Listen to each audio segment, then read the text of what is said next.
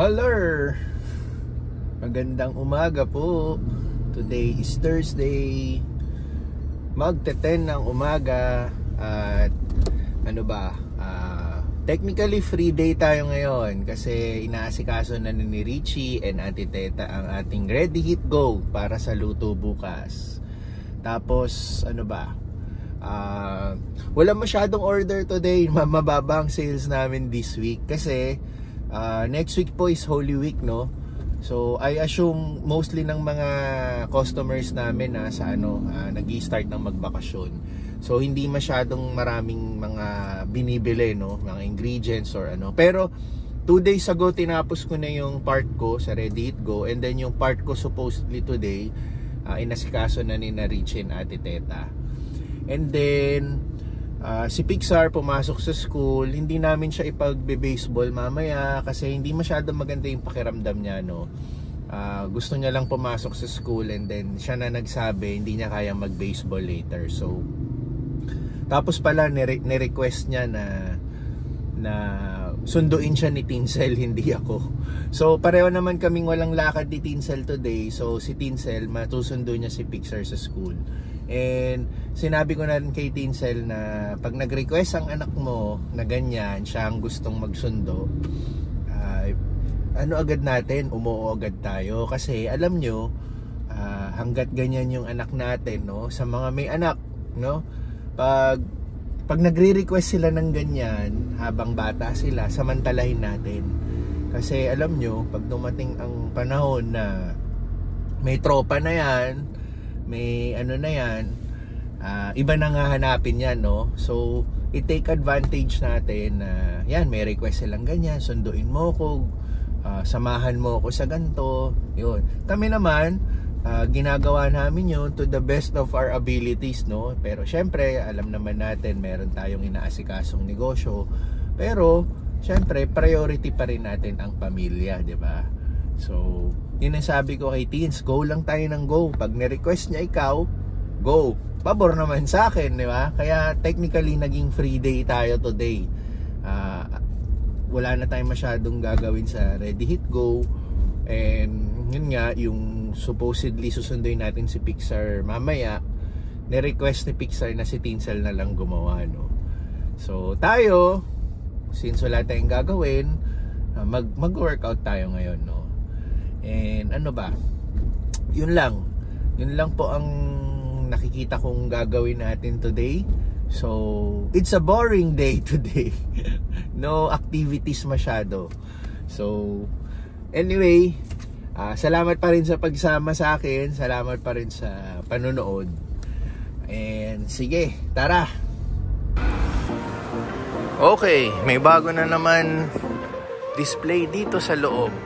I think para sa Holy Week to, yung Easter. Para sa Easter Sunday. Kasi napansin ko mga bunny, di ba, yung Easter bunny. So yan ang design ngayon dito sa gitna. Hindi ko alam kung bakit may mga mirrors. So yan.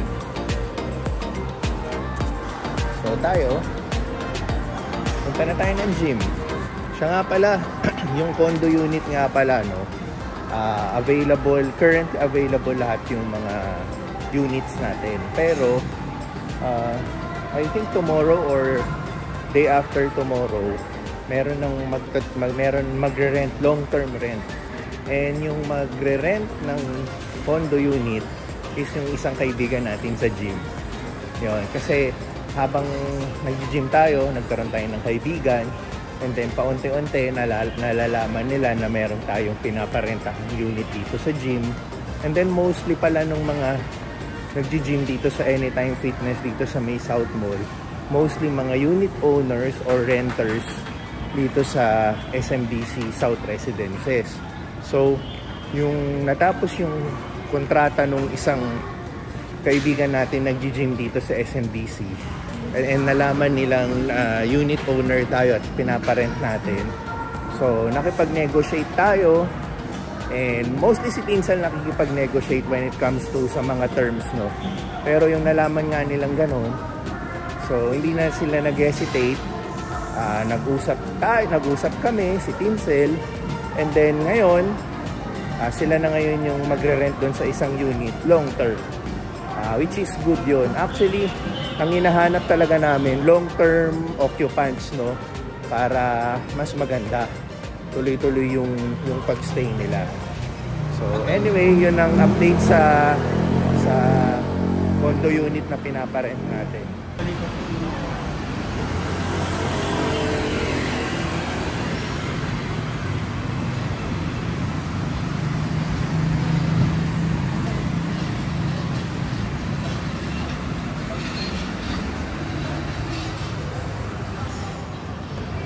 Prepare na tayo, no? Nagbibihis na tayo. Pero siya nga pala, no? Kaya po tayo palagi nag-workout. Hindi po ako enroll dito sa gym para magpalaki ng katawan, no? Nandito po ako para i-maintain yung katawan natin, i-maintain yung weight natin. Hindi po ako nagpapabawas ng weight. Hindi rin, ayoko rin pong magdagdag ng weight. Masaya po ako kung ano pong weight ko ngayon, ano po yung postura ng katawan ko ngayon. So hindi po ako naghahangad na lumaki pa yung katawan ko, no? More on maintenance na lang po yung ginagawa natin, kaya po tayo nag-gym. Kaya lang.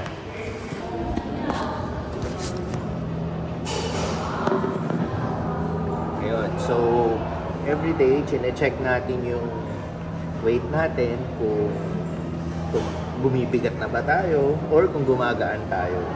So meron lang akong tina-target na weight na ganun lang lagi. But also at the same time, syempre kailangan pag nag-workout ka, lagi mong sabayan ng tamang diet, diba? So ganun naman lagi.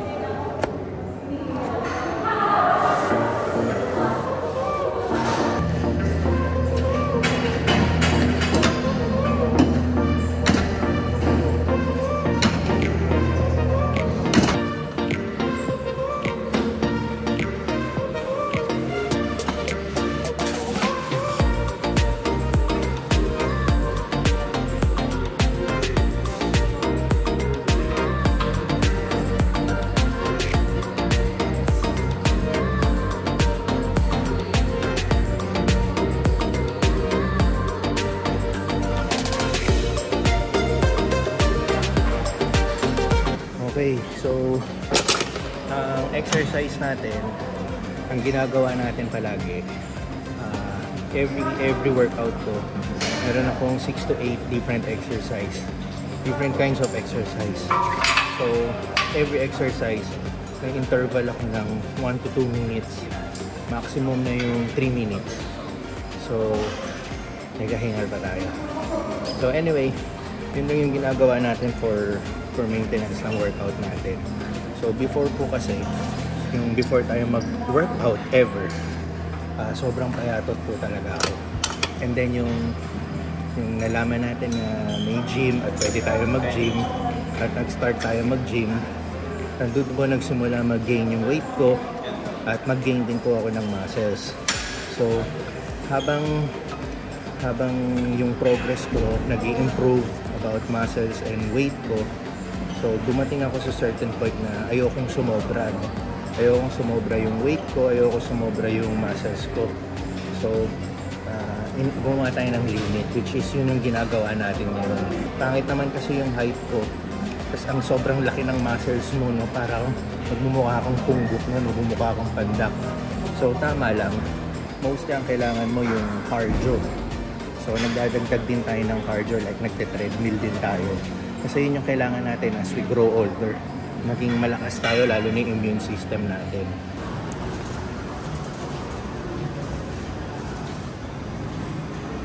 Yo, well.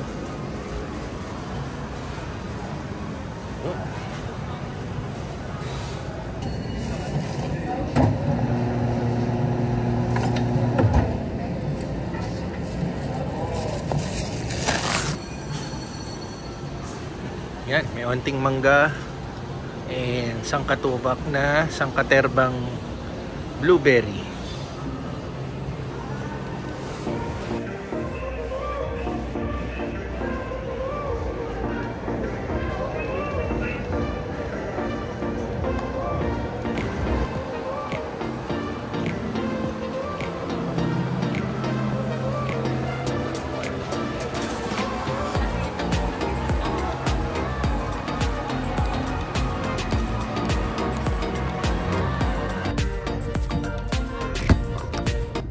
Okay, oras na para umuwi kasi turn naman ni Tinsel, no, para umalis kasi susunduin niya si Pixar at tayo kailangan nasa bahay na rin tayo dahil pagkasundo niya kay Pixar, idadrop niya si Pixar sa atin at tayo ay magbabantay kay Pixar kasi si Tinsel may schedule siya later ng yoga class niya, so turn niya naman para mag-workout. So tayo, hindi kasi kami lalabas para mag-mall dahil si Pixar hindi maganda ang pakiramdam. So sa bahay lang kami. So tayong totoka. Anyway, yun nga, no, bago ko sumakay dito sa kotse, nasa SM tayo. Yung pauwi na ako, yung papunta na ako sa kotse, kasalubong ko yung isa kong kaibigan na meron ding negosyo, yung Potato Corner na franchise. So napag-usapan namin yung sales. So it turns out sila rin, no, hindi maganda ang naging performance ng kanilang first quarter so far. First quarter is January to March, no. So yung vlog ko kahapon, yung pumunta ako ng Takuya doon, nabanggit ko nga na sa amin din hindi ganoon kaganda ang performance ng sales natin, no, sales wise.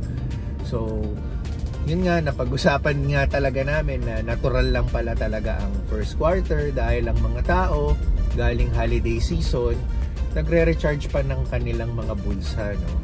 So hopeful din siya na itong darating na second quarter, which is April onwards, second, third, and fourth quarter, magpipick up na yung pace, lalong-lalo na summer season na ngayon, ang mga estudyante bakasyon na, dadami ulit yung tao sa mall.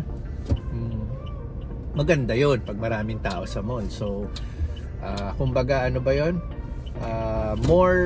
more tickets, more chances of winning, di ba, pag gano'n. So magpi-pick up pace, hopeful kami na ganyan ang mangyayari. So yun. Yun yung napag-usapan namin. So medyo malungkot kasi ako kahapon. Yun nga, no, yung pinoproject naming sales hindi ganun kaganda, pero optimistic naman kami. Always think positive na yan nga, uusbong din yan. Kasi nga yun nga, hindi naman araw-araw Pasko, ganyan naman ang negosyo, no. Yan yung isa sa mga risk na kailangan mong tanggapin. So may mga buwan talaga na matumal, may mga buwan din na talaga naman tiba-tiba ka. So kapit lang talagang kailangan mapasensya ka, yun, mapasensya ka dapat. So anyway, malapit na tayo sa bahay.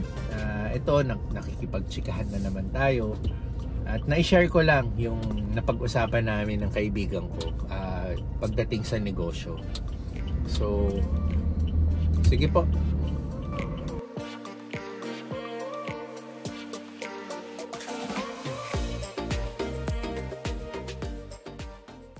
Okay. Lalabas kami ni Pixar. Meron kasi akong kailangan ipa-photocopy sa labas. Kontrata ito para sa magre-rent dito sa SMDC. Ito yung sinasabi kong yung kaibigan namin sa gym, magre-rent na sila. So bukas imi-meet sila ni Tinsel, magpipirmahan sila ng kontrata. Ito yon. Itong kontratang to kailangan natin ipa-photocopy. So walang malapit na photocopy dito sa lugar namin, kaya kailangan lumabas pa kami. Pupunta kami ng Pilar. May alam ako doon kung saan ako nagpagawa nung tarpaulin na kung saan natin pinaskill doon na for sale sa BF Homes Almansa. Doon tayo magpapa-photocopy. So hindi pa kompleto to, no, ililista pa nila bukas, pero ito na yung pinaka-kontrata, papa-photocopy natin. Okay, sama natin si Pixar. Pixar, how are you? Good. Feeling well na? Yan, kasi nga hindi po maganda pakiramdam niya, no. So no choice tayo, kailangan natin isama kasi si Tinsel nasa kanyang, hindi na siya natuloy sa yoga class niya, lumabas sila ng kaibigan niya. So turn niya naman lumabas. So tayo nakatoka kay Pixar ngayon. So yun, punta muna tayo sa labas para magpa-photocopy.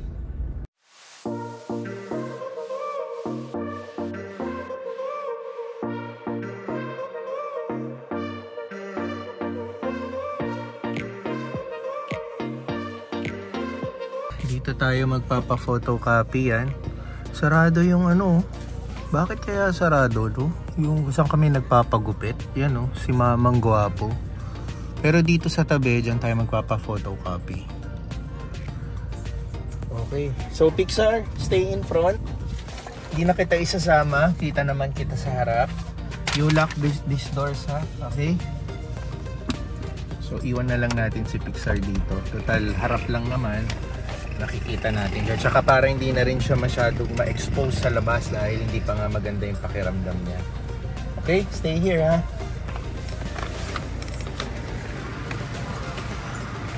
Lock the doors.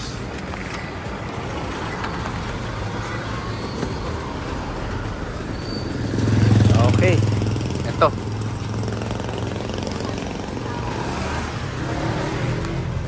Ay, good afternoon po. Magpapa-photocopy po. Wala nang long. Ay. Long. Puro mga long. Ay, oo, sorry. Wala pong long? Oo, sila kasi yung copy. Wala na pong ibang photocopy pa. Hindi ko lang sure kung meron pa dyan sa may tapat ng Cebuano. Saan po ito? Eh, Cebuano eh. Ah, dito lang. Pwedeng lakarin lang. Oh. Sige ha. Salamat po. Cebuana. So, malas tayo. Wala silang long. Ito lang daw malapit sa tabi. Puntahan natin. So, nakikita pa rin naman natin yung kotse. Ito yata. Ay, mukhang sarado din. Ah, ito. Cebuana.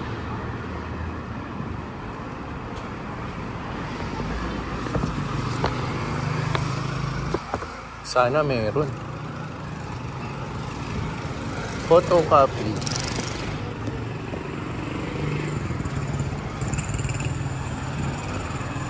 So wala. Balik tayo sa kotse. So mukhang si Tinsel na lang magpapa-photocopy nito bukas sa mismong SM, sa National Bookstore or yung mga ibang photocopying doon. Total doon naman sila mag-meet. So, pa-photocopy niya na lang to sa loob ng SM. Wala dito eh.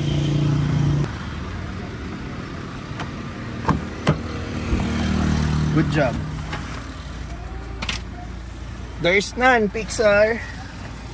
So, para hindi naman sayang yung labas natin, bibili tayong tinapay.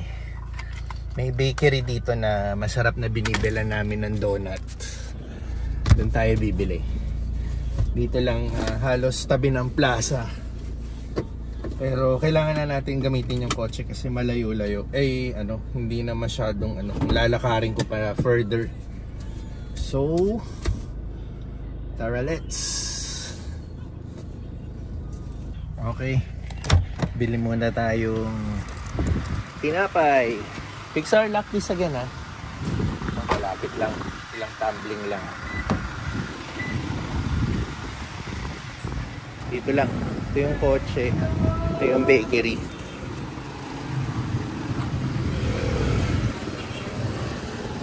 Ito.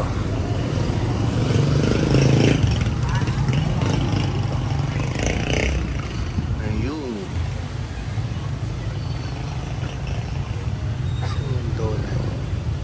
Thank you. Okay. Wala na rin masyado yung mga gusto natin kasi hapon na eh, no? Mas maganda kung umaga tayo namili. Pero okay lang.